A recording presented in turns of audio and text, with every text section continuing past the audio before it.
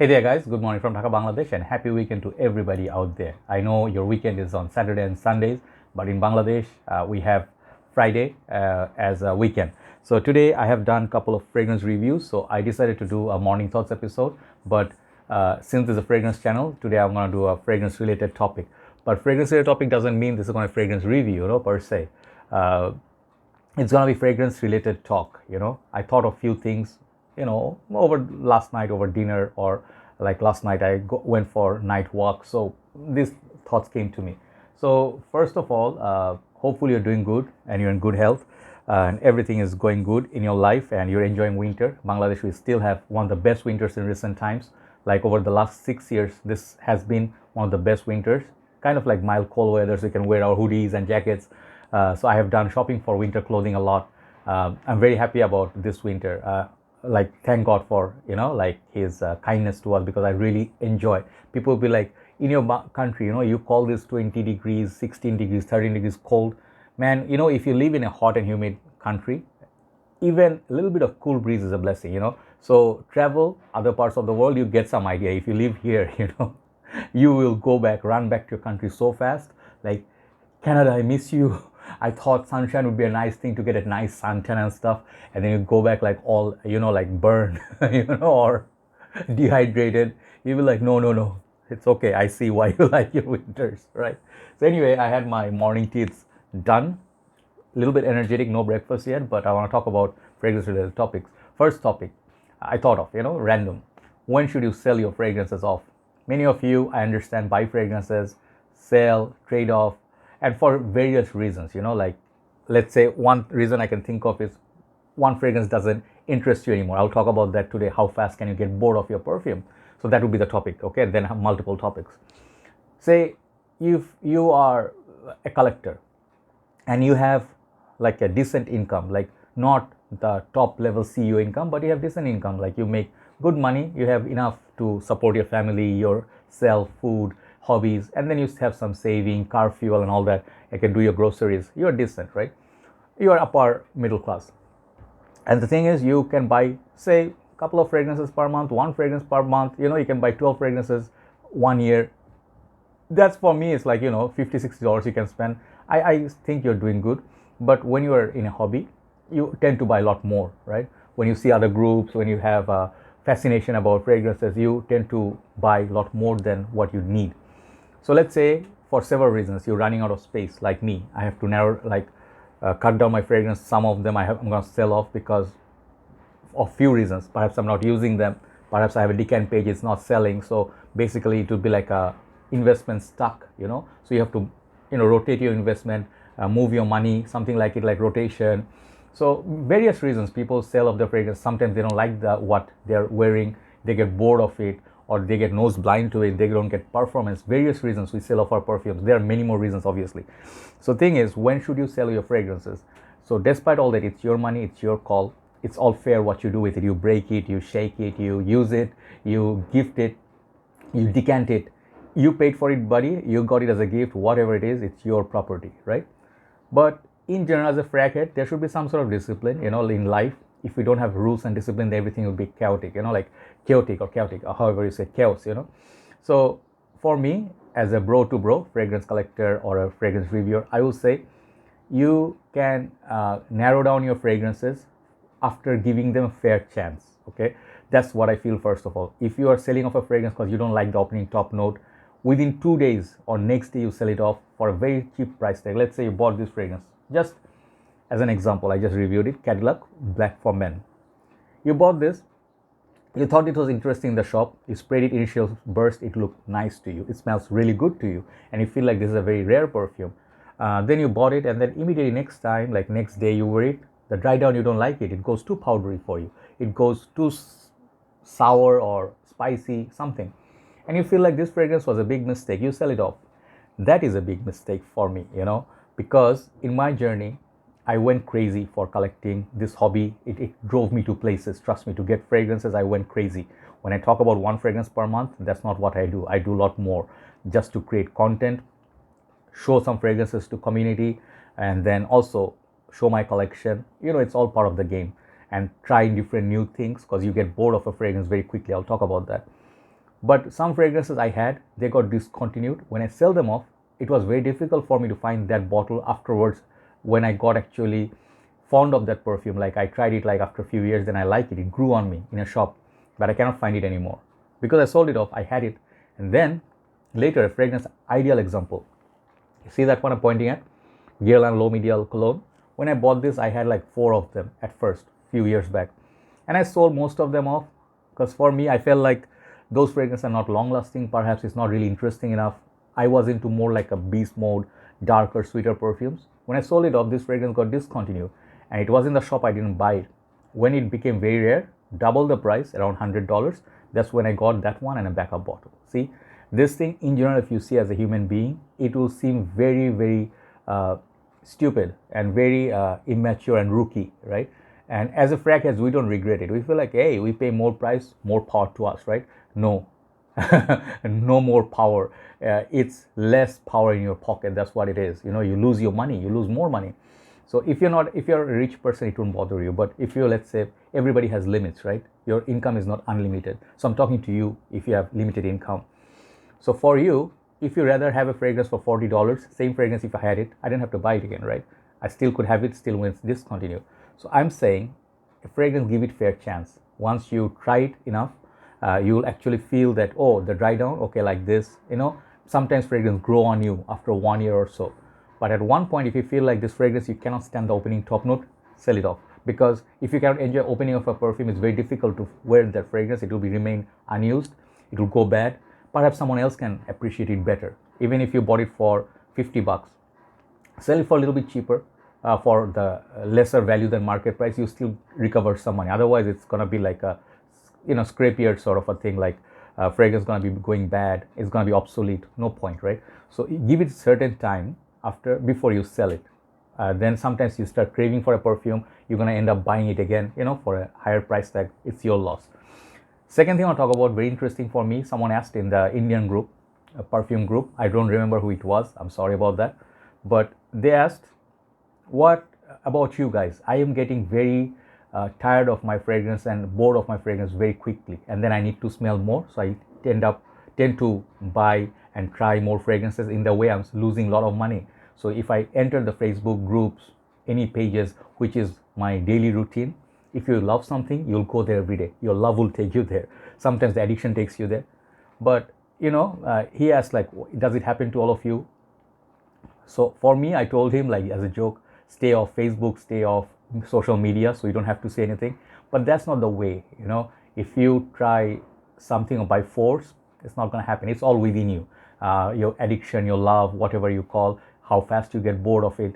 You know, sometimes, you know, it happens with best of us, to best of us. It's true. For me, why do I buy so many fragrances? Because I want to try something new. I'm not saying that I get bored of my fragrances. I have quite a few watch collection. Like, I collect watches. Let me show you. I don't have something fancy, okay?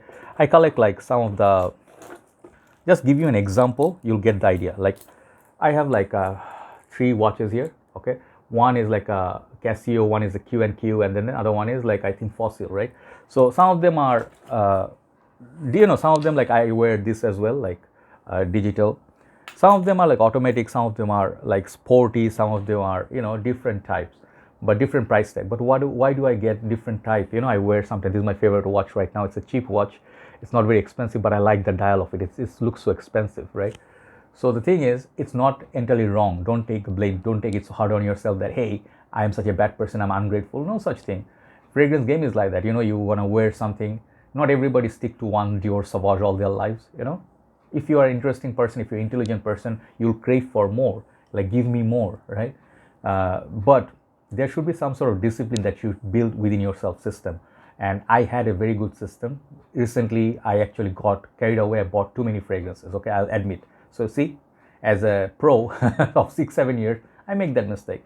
But if you have that problem, that you get fragrances that get you bored and most of the bottles remain unused, you don't use it, it actually is a waste for me. If you don't have enough space or money, I think you should trade off or sell off fragrances to get something new. So you create finance, even though you lose some money, $10, $5, but you actually create that sort of a finance or budget for your new perfumes. So my dear brother Vishal Singh from India, he said, I always keep 10 fragrances in rotation. If I get one more, then I sell off something from this collection, because one of these 10 fragrances perhaps is less worn by me, less interesting.